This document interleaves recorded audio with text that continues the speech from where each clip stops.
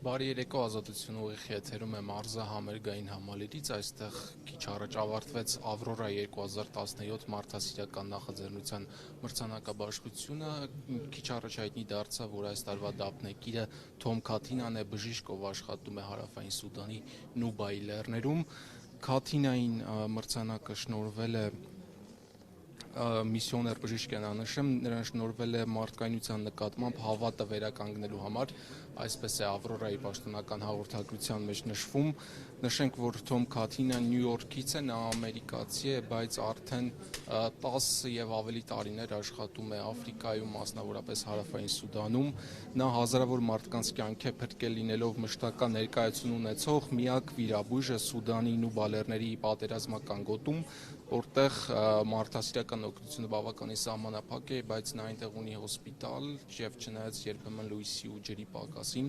Քաթինան կարողանում է օգնել այնտեղ գտնվող մարդկանց։ Նշենք, որ այս տարվա Ավրորա մրցանակի դափնեկիրը ընտրվել է 66 երկրներից ստացված ավելի քան 550 առաջադրումներից եւ մրցանակակրին դափնեկրին շնորհվում է $100,000 որպես նրան անձնական երախտագիտություն, բայց եւս $1 միլիոն Ավրորայի կողմից շնորհվում է, որպեսզի դափնեկիրը ուղղի այդ գումարը այլ բարեգործական մարդասիրական այսպես ուղղությամբ եւ Քաթինան ընտրել է 3 կազմակերպությունների, որոնց եւ ուղղվելու է այս օգնությունը $1 միլիոն։ Նշենք, որ քիչ անց այստեղ կմեկնարկի դափնեկրի, ինչպես նաև այս նախաձեռնության համահիմնադիրների մամուլի ասուլիսը, մենք հիմա այստեղ դրան ենք սպասում եւ քիչ անց իմ հետևում հենց նրանք արդեն հանդես կգան խոսքով եւ կարծում եմ րոպեներ անց արդեն հնարավորություն կունենանք հարցեր ուղղելու եւ լսելու Ավրորա 2017-ի նախաձեռնողների եւ դափնեկրի խոսքը։ Շարունակենք մնալ ուղիղ եթերում, կարծում եմ բավականին քիչ ժամանակ է մնացել մինչև ասուլիսի մեկնարկը։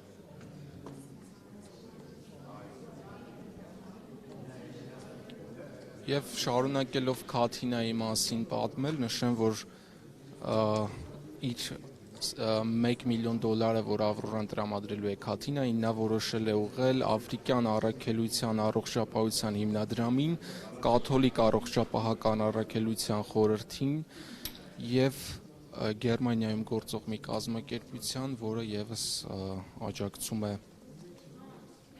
Աֆրիկայում մարդասիրական օգնություն իրականացնող կազմակերպություններին եւ մասնավորապես հենց Քաթինայի հոսպիտալին։ Առավել մանրամասն հիմա փորձեմ ներկայացնել Քաթինայի գործունեությունը, նա վերջին 9 տարիներին գթության մայր հիվանդանոցում աշխատում է օրը 24 ժամ։ Այժմ հիմա Քաթինան այստեղ է, ես հիմա հնարավորություն տանք ասուլիսի մեկնարկին։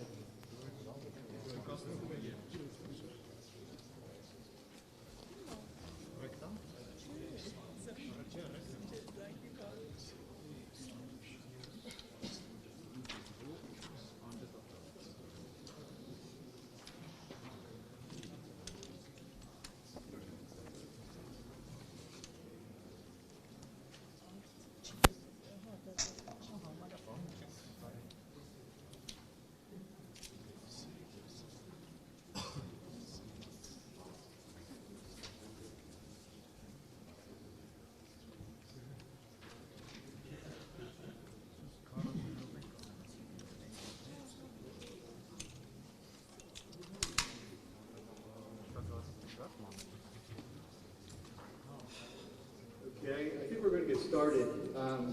One of our other founders, Bartan Gregorian, is going to be joining us momentarily. And just real quickly, my name is Jerry Sullivan. I work with Edelman. You've probably seen some of my team around this week.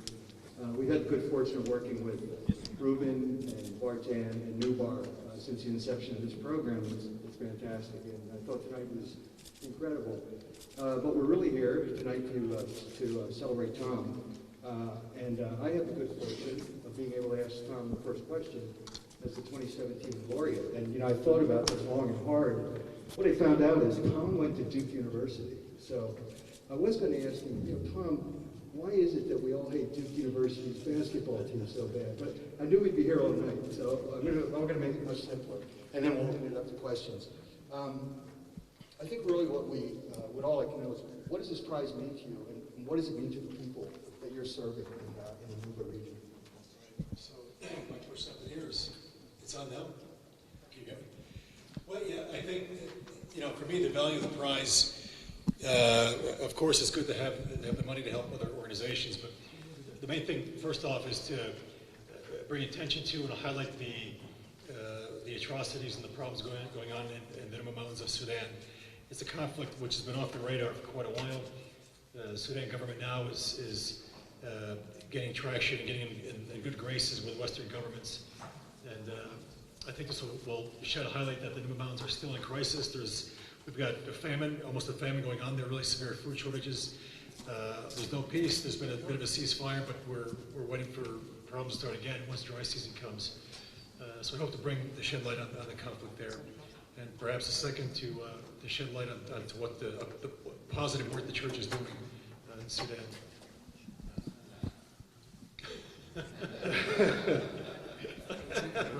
Yes, very nice. It's okay. Martin, what is it you're wearing? Yeah. This is Afghan. I was made an honorary Afghan by the finalist.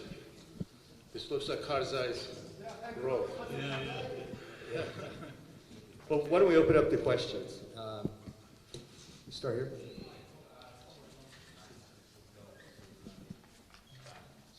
Publicise the plight of the people of the Nuba Mountains. You must be thrilled that George Clooney is going to be part of that, giving you backing. Say it again, please. You must be thrilled that you'll have the backing of George Clooney in your bid to publicise the plight of the people of the Nuba Mountains. Right. Yeah. You know, I've never met George Clooney. He came into Nuba a few years ago. He didn't come up. We're up pretty far into the Nuba Mountains. He came in just over the refugee camp area, so I never had a chance to meet him. But it's very helpful when you have people like George Clooney or John Pendergast that are very, very dedicated to the struggle there. They're not in it, you know, as a flash in the pan. Come in, say a few words, and buck out. They've been in it for the long haul. In several years, they've been working on these issues. Right here. Thank you. Sorry, what are you planning to spend the money on? Well, the $1 million is spread among 3 organizations, the ones that were introduced on the stage. So for them, that's for them to use for their own purposes. They have other, you know, for me, I think it's the idea of the Aurora that money is to be used to propagate their work and to help promote the work of other like-minded individuals. I think there's also a personal award, and you know, people are telling me to you know, use that money to travel or do whatever. I mean, I think I'll probably use that money for the hospital, just turn it back into it. We have a lot of needs there, and I'll probably turn it back into the work we do in the hospital. Use the microphone. Right. So there are a lot of needs. If we ever get any of these things going, it's going to take a fair bit of cash to do that, to start another institution, train more people, bring in staff, all these sort of things are going to cost some cash. So we'll need for that. here. Yep.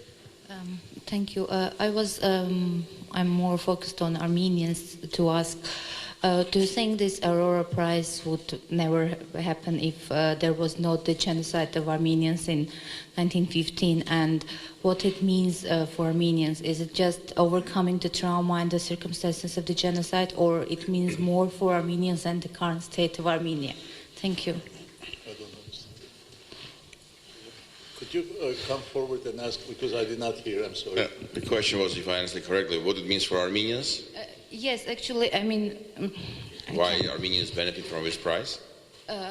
No, I mean, is this just overcoming the circumstances of genocide and the trauma that Armenian people live with already 100 years, or it means more for Armenians worldwide than for the state of Armenia and the country, the Republic of Armenia? Okay, let me just answer, Ruben, if I may.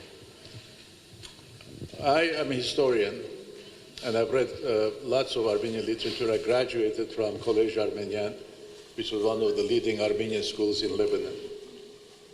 And throughout our history, we've been taught to think we are a insignificant group because we have no victories to show.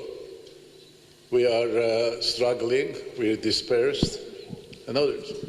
This is the first time I have heard that Armenia can be centered for something universal value, something affects all the nations, because the time that you can cross off like a banality of evil or rationalize things, economic causes of this and that, and so it's over. Basically, now, when I talked, I said shame is also being abolished, so nothing shameful. So this is one of the things that I certainly was surprised, that Armenia would be seen in Rwanda, not only Rwanda, in Brazil, all over the world now, as center trying to keep the flame of altruism, conscience, and so forth. And that's a big thing, because since 50s, we've been trying to spend lots of money, trying everywhere in the world, trying to have recognition of Armenian genocide. But nobody criticized that effort. Why are we spending so much to recognition of Armenian genocide? This one event, Aurora, has made more centrality of Armenian genocide as an international issue of human rights and decency and integrity than anything that we have spent. So is it wise investment? Absolutely. Is it nationalistic? No, it's internationalist. Why? Because we don't want to be, we always nationalize things. It's about time to internationalize our issues, because we are always participating in universal values. That's why we got the Nations Charter, Human Rights Declaration, all of them are there. So I know there are people who say, well, why don't you spend this money for food? You can feed for a month, 2 months, and that's not what our answer is. Our answer is now to act as a moral leader in the world. And thanks to these two gentlemen, Ruben and especially Nubar and Ruben together, we have major investment, personal investment. They could have bought villas. They could have bought diamonds. They could have done gambling casinos in Armenia. I have not seen anybody criticizing casinos as wasteful. But when it comes to something extraordinary, everybody will try to be parochial. Well, the time for parochial being is over. There'll be always a group of people who criticize things. But what do they offer? Nothing. And nothing plus nothing is still nothing. You have to be international alliance. I'm very proud that now, I'm told in, not Uganda, in Rwanda, on the wall of Rwanda, where they have genocide in Rwanda, there's a whole wall about Armenians.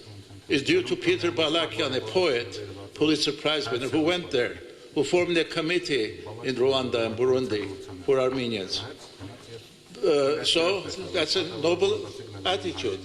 So I'd like whoever is criticizing this effort of my colleagues here, let them come forward with their own vision of Armenia. It's nice to be a cynic, I have no problem, but cynics are disillusioned idealists. Be an idealist first, then get disillusioned, then become cynic. For God's sake, that's another shortcut to cynicism, because easy way of doing it. That's my answer. Right here. Yeah. Wait. Question for Dr. Tom. Yeah. You talked about the importance of having the support of people like George Clooney to help raise awareness of what's going on in Sudan and what you're doing. Obviously, this prize will help you ameliorate and alleviate harm and pain in Sudan. But what can the international community do to stop the war that is bringing all that pain and suffering to the people that you work with? Yeah, I'm not much of a politician, but I think there's significant pressure that the international community can apply to both parties, especially the Khartoum government, where right now they can't even agree on allowing humanitarian aid into the mountains. We've got pretty severe food shortages, and the issue is that when they had negotiations last year, the Khartoum government said that all the aid had to come through their channels, through Khartoum or through one of their towns into the Nuba Mountains. The SPLA North rebels, the Nuba people said, no, we'll allow 80% to come through your channels, but we want 20% coming through our channels, which is through either Kenya or Ethiopia. And the truth is that after so many years of being bombed and oppressed, the people in Nuba don't trust the government at all. So the popular feeling is, well, if they send us food aid, it's going to be poisoned. If they send us medicine or vaccine, it's medicine to sterilize our women so they can't have any children. This will be what people think, and they won't accept it. So you have to have a common sense approach to some of these things. Just push the government to say, just allow the food aid to come in through South Sudan or through Kenya. It's not a big deal. Put a few monitors and make sure if you don't want the food going to the rebel soldiers, fine, you can monitor that. But I think you have to inject a little bit of common sense and a little bit of willpower to do it. I think the will is not there. This is off the radar. Nobody wants to spend any time on this. Nobody cares. So I think with a little bit of political will and pressure, something can change. Sudan now has become as friends with the West and friends with Europe. They were given a lot of money by the EU to try to stop migration through the desert in Sudan. Refugees were coming from Eritrea. I think most were coming from Eritrea, and then coming through the desert into Libya, then up to the Mediterranean, then out to across the Mediterranean to Italy and wherever. So they gave a lot of money to these guys to try to stop migration. And, it seems the money went to the security services because they were the ones policing. And this is a notorious group. I mean, they're just expert torturers. And, so, I mean, think about what you're doing. You're giving money to these guys. It's like giving money to Al Capone to police things. So it just doesn't make any sense. I think if you injected a bit of common sense and know who you're dealing with, things might be a bit better. But I don't know. I think all these issues are off people's radar, and I don't think there's that much political will to correct things, at least at this point. Thanks. Right here. As we talk about genocide, let's say that nowadays also new genocides are happening in the Middle East. As Mr. Grigorian talked about the flame, I hope Aurora will turn to a movement. Is the Middle East in your plans? Today in Aleppo, the Armenian people are suffering, and as we know, Mr. Vartanian donated for the Armenians of Aleppo. Can you tell us more about your plans? And this question goes to Mr. Afeyan, who comes from my birth. Well, I think, as you know, through the Idea Foundation, we have in fact both helped refugees who've come from Syria and resettled in Armenia, as well as provided scholarships through the Aurora project for students from the region to study here. And we are continuing to engage with multiple organizations who are working to provide aid, but obviously there's never enough that can be done when the misery gets worse and worse. We do particularly feel that this is a responsibility that really Armenians as a whole should undertake. The prior question about, is this about the genocide? It may not be about the genocide, but having been the descendants of people who went through exactly the same difficulties and persecution that is going on right now, and being spread all over the world. Certainly, one of the programs together with Ruben and Vartan we talk about is how can we awaken this feeling of responsibility and gratitude and giving back in the whole world, but also in particular in Armenians, because this mindset of victimhood that we've had for generations, partly because the genocide never was acknowledged by the successors of the perpetrators, the Ottoman Empire, now the Turkish Republic, or the major Western powers, has preoccupied us with the endless fight, an important fight to seek justice. But what we haven't been able to do is to convert our pain into other people's gain, our learnings, our example of how to get back up on your feet and not go try to do good to your kind, but try to do good to the other kinds because other people were kind to us. That is an essential driving force for this. So indeed, Middle East is a very important area of focus. Mr. Darwish was part of the 5 finalists this year. We're sad that he couldn't join us for circumstances that had to do with his persecution. And I think you should expect to see us do quite a lot, but actually wherever these types of situations are happening. My question is for the Armenians on the stage. Since this whole thing has effectively endorsed Dr. Katana and everything that he's doing, can we expect Armenian officials and the Armenian government to start making public condemnations of Khartoum and al-Bashir's government in the near future?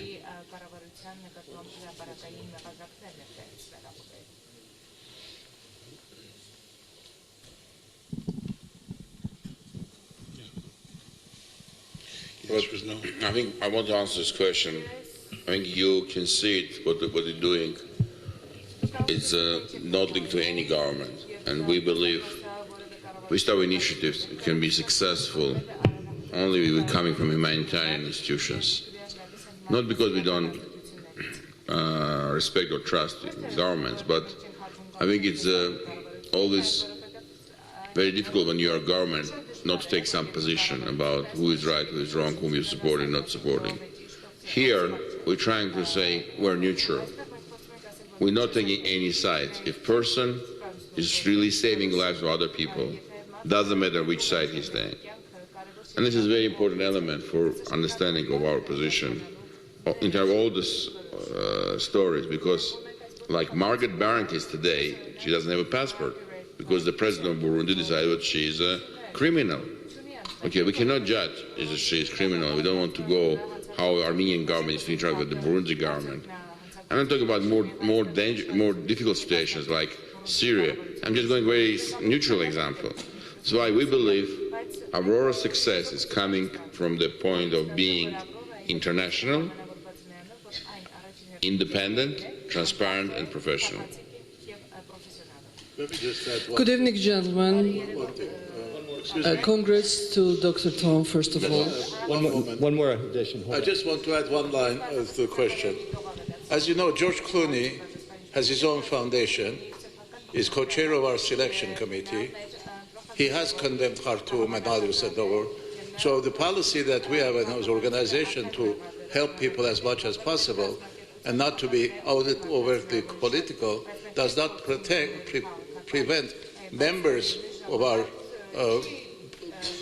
jury and others to take political positions. We're not for censorship. We are just trying to keep integrity of our program focused on certain issues, how to help, because political parties, other states, movements, United Nations, all of them can take positions, and many of them have condemned. But we don't see results. Condemnation is not the issue. To have some form of positive force to emerge there in order to keep peace first and then justice to go along with it. We can't have both of them at the same time, as we know. We have been very much used in our history, Armenians, for other people's battles, and then left at the end dry, without any recourse, any friends. And we don't want to do that now. We're a small group, with a small nation, with limited resources. We're trying to do best as much for immigrants and destitute and others as a result of wars. And we have now helped 20,000 Armenians from Syria to resettle in Armenia. If I were, which I'm not the government, I would say anybody who was Syria wants to come to Armenia, free, passport, everything, housing we're providing. If they cannot do that, then there'll be double betrayal, because you don't want to promise things and not to be able to deliver, which is entire history. So sorry about that intrusion. Okay. Good evening, gentlemen. My congratulations to Dr. Tom. And I have a question to founders. What will be after 8 years? What we hope, and we believe what we're doing, it's showing what we are maybe right. This will become life award. And this will become, of course, if we will be successful, is 8 years. I'm dreaming, and this is my personal dream, when in 2023 we'll do our award ceremony in Aleppo. There will be peace in a time, at the same place, Derzor Desert, where most Armenians died during the genocide time. This is my dream. Maybe it will not come, unfortunately, for different reasons. But I believe in 8 years it's important for us to show consistency of delivery of the key messages, build the trust, build the movement, and also build a very important element. It's not a word, is like an iceberg. It's only top of the visible part. You're not seeing humanitarian index. We believe it's very important instrument showing how, and different, by the way, institutions can use it, not only us, how you can change the attitude in your society, how you can engage young people, the scholarships, the 100 Lives collection stories, the Potsdam project, the American project, the project in France. We hope we can extend this and create this really movement where people, we already have 5 million people following us during this only 2 years old initiatives. This, I think we hope with apathy, which we showed in today in Madinah, will be gone because of us, and we hope it will be. But the big dream, I hope, which is really idealistic dream, when one day we'll be cancel Avroora Award because it will be no anymore needed for Avroora. Thank you. Just thank you to the organizers and congratulations, Dr. Tom. Even for a long in the tooth journalist, I've been very moved by the weekend, but I do have a couple of perhaps hard questions.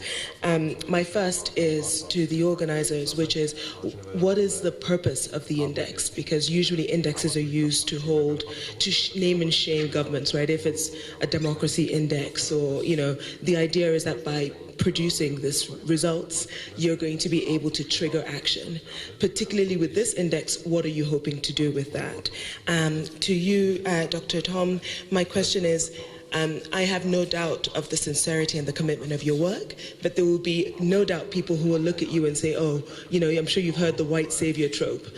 How, especially now that you've received this prize with a New York Times headline quoting an imam that said you were Jesus Christ, how are we going to rise above this white savior trope, for Africa or anywhere else? Thank you. Tom, why don't you go first? You want me to start?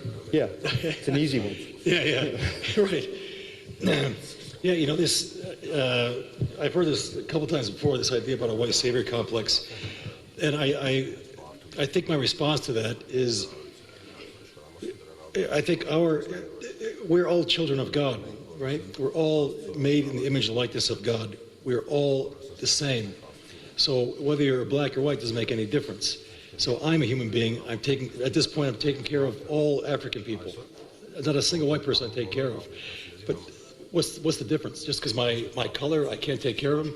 I don't understand the idea so much.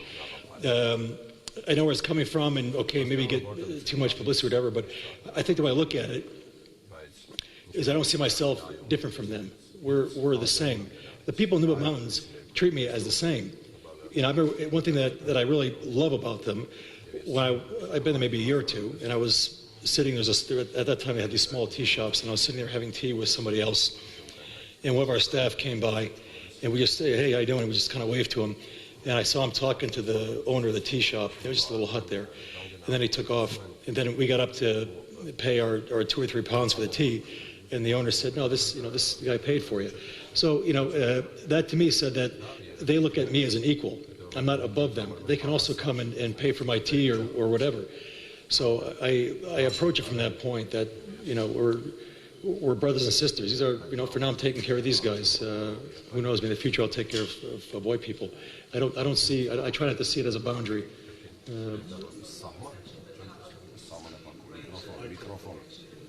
Microphone. That's what I mean. No doubt of your sincerity. Right. less of a focus, and that's not to do with this prize particularly, but there's a less of a focus on local doctors, the contribution of local people. For example, if you take Ebola, everyone was commending the foreign doctors and none of the doctors who were on the ground. So it is not a critique of you, but how do you actually prevent people? How do you use your platform to say the doctors and nurses and staff I work with are equally important? No, thanks for clarifying that. That's a very good point, and I agree with you. So I hope that my goal is to get our local guys trained. We don't have a Nuba doctor there, so now we're in a situation where we don't have Nuba doctors. There are a few. They're in South Sudan or Uganda. They're elsewhere. They haven't come back to Nuba to help out. So, we're saying, the heck with that. Let's train our own people. We have 2 guys now in medical school. We have 7 in a school for clinical officer. We've got 10 in nursing school. We've already trained a bunch. So we're training the Nuba people. My goal is to, get me out of there when these guys are ready. Let me get out of here. Let these guys take over, and hopefully infuse them with that same spirit that you're here for service. Don't come here thinking you're going to get a job making a lot of money. So I hope in the future people can come and highlight their work, but they've got to come with the same spirit. They can't come and expect to make a lot of money and live in a nice house and that sort of thing while they're serving some of the poorest people on earth. So if they do come with that, I think they should be highlighted. But I agree with you.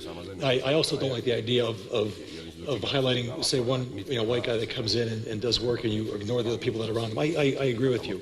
So I hope that one of the organizations that the money is going to, we raise money and that goes through them, and they fund the scholarships for the students. So really, we hope to raise up a whole generation of Nuba trained people from that area. That can do that work. I don't know if that answers your question better, but and I'll just add, I think the obvious additional answer to the question is that he's being himself, and it's really up to you as to how you report it. And his motivations, he is who he is. He's not going to become a local doctor, and he's pouring his heart into it, and the other finalists are as well. And we, as a matter of the selection committee, which Ruben and I are not part of, but we've observed the process. Barton can speak on their behalf. They're judging who's being presented and the impact and the perseverance of this. And I think, in a way, part of the reason we want to have these kinds of discussions is it's really up to you to make him into one or the other. Yeah, I think you're asking a very good question, because we're getting like commodity, the index or awards. It's a 6,000 award in the world today. Why are we doing 6,001 award? You can't ask the same question. Okay? What's the purpose? I think it's all coming what you're doing, why you're doing, and how you're doing. And I believe, despite we're a very young institution and we're just learning and we're doing a lot of mistakes, and I'm not saying, what we touch, it becomes something very important. With humanitarian indifference or apathy or losing trust to institutions, it's a very important indicator of disease which needs to be stopped. Index is only showing this disease problem. It's not helping to solve the problem. So index is a tool for us to see, are we going right or wrong direction, where we're going. That's why it's in my opinion, it's a tool that can be used if it would be right strategy to improve situation. The same about prize. This prize is not a competition. Again, Tom Catena didn't win anything from point. He's not better or worse or other finalists. It's a symbolic recognition of one of the finalists saying, today we believe, not we, the selection committee, by the way, nobody's right, we're not both involved in the decision, we just observer. The selection committee decided what Tom in 2017 represent the best, one of the best example of the humanitarian activities. And this is also very important to understand. We don't have a goal to create something new, but at the same time we believe what we're doing is a little bit disruptive to the humanitarian industry, if I may say, because we're talking a lot about technological disruption. The way how we're doing, what we're doing, and why we're doing, is a little bit different. in essence, we're very happy because we believe it's a combination of the international experience, of local identity issue, with the trauma of the genocide, but at the same time being proud, giving back, and not being just altruistic, but also trying to achieve some goals, which was very important for our future of living in a world. That's why this award is not just paying tribute about the past. Our award trying to create a more future. And this is very critical because it's very important for us what we're doing. We're hoping that Tom will get this money and the institution will get the money. We'll create a snowball effect. That's why we're trying to change entirely, because usually the prize is we're saying somebody did something good in the past and you're giving prize for the past. We're doing saying, no, we want to give prize for the past, but you will continue to do and you will help others will do. Quite different. Second, you can see, for example, with the humanitarian index, in an unusual way, because we're trying to not only find who is wrong, but what can be done, where is the action, what kind of action we can take, because we need to learn the instrument, social network, many other things. Our website, we try to use our website more than any other institution than any institution. For ways we can be criticized, we're spending more money compared to other humanitarian institutions, some of the building some tools and some platform, but we believe this is the new way how we can take attention of the also young people. We talk about young people. Our website was designed for 6 languages, and we try to make this attractive for the young people. It's quite expensive compared to just doing website and reporting the low cost of administration costing of the. And this is, I think, important minor example of something which we're showing what we believe it's competing for young people, taking their attention of this waterfall of information, which again, fake news, bad news. We need to be also very professional and very proactive and sometimes very aggressive. And this is the right for, otherwise we cannot win the fight for their attention. Thank you. Ruben, let me add one other point. I'm sorry. Dr. Katena's thing. I did not tell you that Dr. Katena is graduate of Brown University. All right? I did not say this. He was made famous by Christoph in New York Times years ago, and suddenly became made. There are many people, Katenas around the world, who don't seek publicity. They're discovered, they're advertised. Some can cope with it, some cannot. Dr. Katena was tested twice, in my opinion at least. One, he said he could not leave his patients to come if he received a word from us last year. If we had given him a word, he could not come. It would have been dereliction of professional duties of his.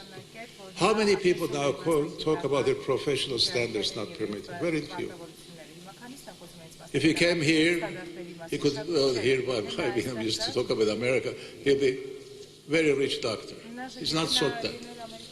We can't stand people who are pure, you know, which I said this evening about Brecht's Galileo, cursed with the land that needs heroes. But when we have heroes, we can't stand them. Because compared to them, we feel lousy. And we find motivation there. There must be something wrong. So he's been tested on 2 grounds. I didn't tell him. One was that he could not leave his 500,000 category. Professional conduct is not allowed. The other one, Brown University offered him, not during my presidency, now, honorary degree. He could not accept it. His father went to accept it. This is the first time with Brown history. George Washington came, I guess. We don't give absentia. But he turned, and that reinforced his candidacy. He doesn't want to publicity. He wants to do his job. And now, you journalists have to make him feel defensive. Why are you doing this? What do you like? Are you going to be president of Sudan? Are you running for office? Are you going to buy the drug company? Are you, you know, because we can't say, this is what it is. For God's sake, there's somebody authentic has been chosen. And we may have eventually to destroy him in order to feel good that there is nothing holy, nothing sacred, nothing professional. Everybody falls for sale, everybody's corrupt. And if that you are that, believe original sin, then that's all right. All of us are sinners. None of us can be perfect. All of us can have absolution and so forth. But we're not in that stage. So when you ask about committee was favorably disposed, that's what we would not. But also, we were touched by not his dedication, but his also standards. Hippocratic oath, oath, do no harm. Well, you heard this evening saying, bombs flying and so hit me, so I can get, because he's a believer, he's faithful. We also don't know many people who have believed faith, because people who have faith are suspect. Why would they have such a faith, not skepticism? Well, because their faith demands it and they are faithful. So anyway, my plea with you is to ask the real questions rather than motivation. Let me ask you that, are you buying drug company, big drug company? No. All right. Do you are testing any drugs on natives? No. No, because we had in 1930s, doctors went to Africa, and eugenics and so forth did. So we're not asking hyperbole. So that's one of the things, I guess, we have to reinforce a handful of heroes who emerged who did not know they were heroes. And that restores one's faith in humanity, frankly. Thank you. We have time for two questions. I'm going to this young lady here and then Dr. Թոմի շնորհավորում ենք Հայաստան դեռ անցյալ տարվանից է հիացած բժիշկով շատ ուրախ ենք որ այս տարի դուք եք Ավրորայի դափնեկիրը ուզում ենք իմանալ ձեր հիվանդներին ինչ եք փոխանցել ուր եք գնում եւ արդյոք արդեն գիտեն որ դուք եք դարձել դափնեկիրը ինչ եք իրենց պատմելու Հայաստան այցելությունից եւ ինչպես եք օգտագործելու ձեր մրցանակը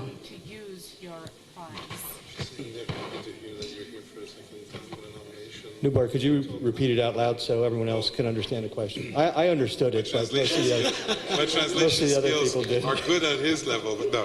The question, as I understood it, was that she was commenting that she was glad to see his nomination for the second time, and now that he's won or has been selected as the laureate, what has he said to the folks that he left behind about where he's going and what this is all about, and what are you planning to say when you return? Yeah, that's a good question. You know, when I left, to be honest with you, I'm a bit shy about these things, so I didn't say anything. I said I'm going to Armenia for a ceremony. That's what I told him. And certainly the NUBA staff didn't know what that was, and I think even the few others, even the trainers didn't really know what I was talking about. I think the only ones that really know, there was one of the doctors that was there, then the Armenian doctors that were covering, they knew what was happening. Because I asked and I told them what was happening. So I'm curious to see when I go back. I might just go back and they'll say, "Hey, how you doing? All right, let's go back to work." I don't think there'll be much. I don't think they'll say much when I go back, which is actually I might prefer it. I don't want a lot of yelling and screaming and hoopla. I want to just kind of get back to work and get back into things, and hopefully it'll be a bit sedate. Well, I'm curious. When I find out, maybe I'll write to you. I'll tell you. One last question, and then we'll let the guys go. Yeah, but he already said.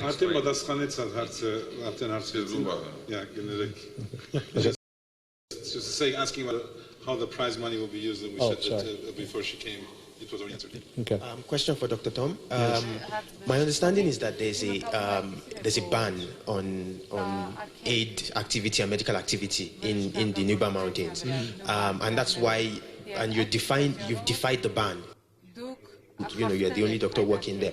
So I wanted to get your sense of what the future is, with that ban. Is the ban still in place? And what's the future? Is there anything going on to have it lifted? I think it's going to change anytime soon. And my second question is to the organizers.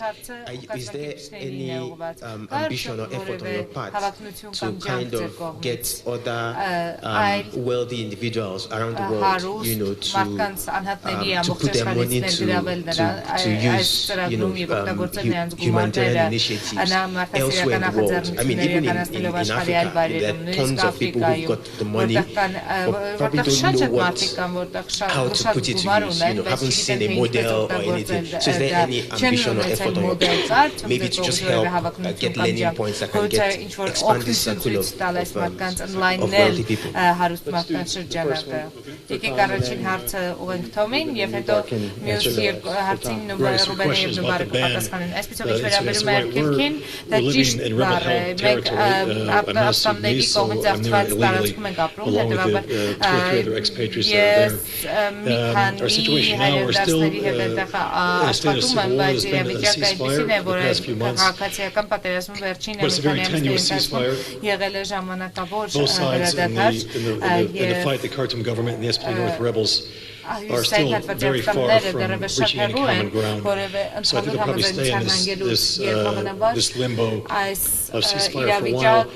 I'm not that hopeful they can reach a good peace agreement that will be agreeable to both sides. So I'm a bit afraid that once the dry season comes again, we'll start seeing all the ground offensives and air bombardments, things coming again. But we'll see. I always have hope that somehow they can reach an agreement, at least so people can live in peace and stop killing each other. So I have hope, a little bit skeptical that we can achieve that next year or so, but we'll see. Sorry? Oh, yeah, still in place. Absolutely. Nubar, you want to, and then both take a shot. You don't need both. No, go ahead. It's just not. I mean, look, we in the last couple of days have had focused dialogues, many of which have been on this topic, which is what are states doing and not doing, what can the private sector and non-profits do, and how do we get more of a concerted effort, especially given the refugee crisis, to name one, but also the source of some of these problems and where these refugees are coming from. And at the end of the day, I think everybody's going to have to play a significant role. Most people would rather assume that states will deal with this in international institutions, and I think historically that has been insufficient, if not inadequate, if not, let's say, not effective. So indeed, through the Aurora initiative, we would like, we keep referring to it as a movement, we can't quite define it, but the notion that humanitarian support is often needed when there is acts being perpetrated by people, by governments, and that in order for people to survive, we have to step in and give them the support for saving. I think that can attract a wide diverse net of people who otherwise want to bring their resources to bear, have impact, and I think that we are investing quite a bit in trying to make sure that we follow the effect of the prize money as it goes into different projects. Last year, Marguerite chose 3 different organizations. We've gone out there, we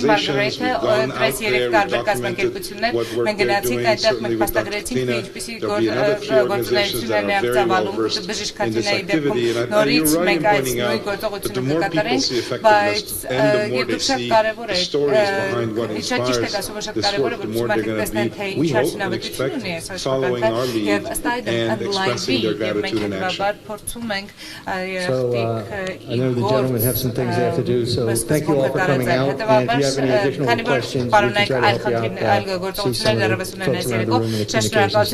But thank you all for coming out. Thank you, Tom. Thank you, family. Շնորհակալություն բոլորին ձեր ժամանակի համար եւ կազմակերպիչներին շնորհակալություն։ Всё, գնացինք ճաշի։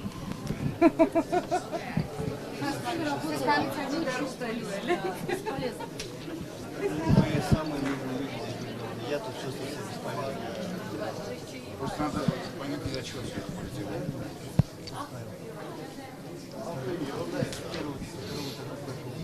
Մենք հետևում էինք Ավրորա 2017 մրցանակի դափնեկիր Թոմ Քաթինայի եւ Ավրորա մարդասիրական նախաձեռնության համահիմնադիրներ, գործարարներ Ռուբեն Վարդանյանի, Նուբար Աֆյանի եւ հայտնի ամերիկահայ գործիչ Վարդան Գրեգորյանի ասուլիսին։ Հիշեցնեմ քիչ առաջ շնորհվեց Ավրորա մրցանակը Թոմ Քաթինային, ով աշխատում է Հարավային Սուդանի Նուբայի լեռներում, այնտեղ գործող մշտական այնտեղ գտնվող միակ վիրաբույժն է Քաթինան եւ նա իրեն շնորհված $1 միլիոն ուղղելու է 3 կազմակերպությունների, որոնք աշխատում են ինչպես Աֆրիկայում, այնպես էլ այլ երկրներում, եւս $100,000, որը ստանալու է Քաթինան անձնապես։ Նա այստեղ ասուլիսի ընթացքում հայտարարեց, որ ուղղելու է Նուբայի լեռներում գործող իր միակ հոսպիտալի բարելավմանը եւ նա այսօր միջոցառման ընթացքում էլ հայտարարել էր, որ հույս ունի, որ իրենց հոսպիտալը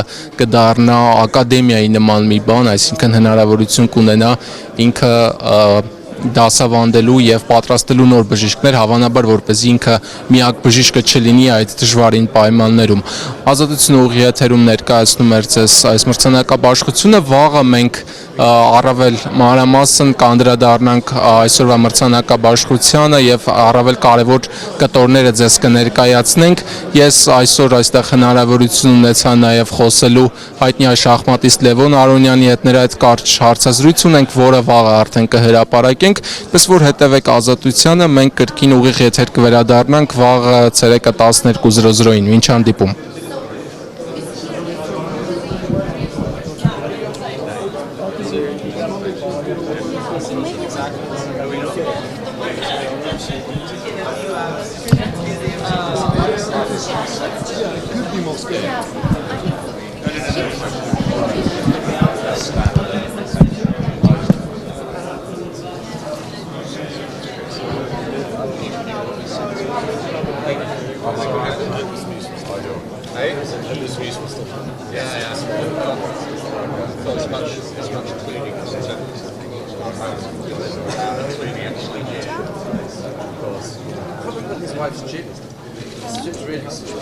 Loving.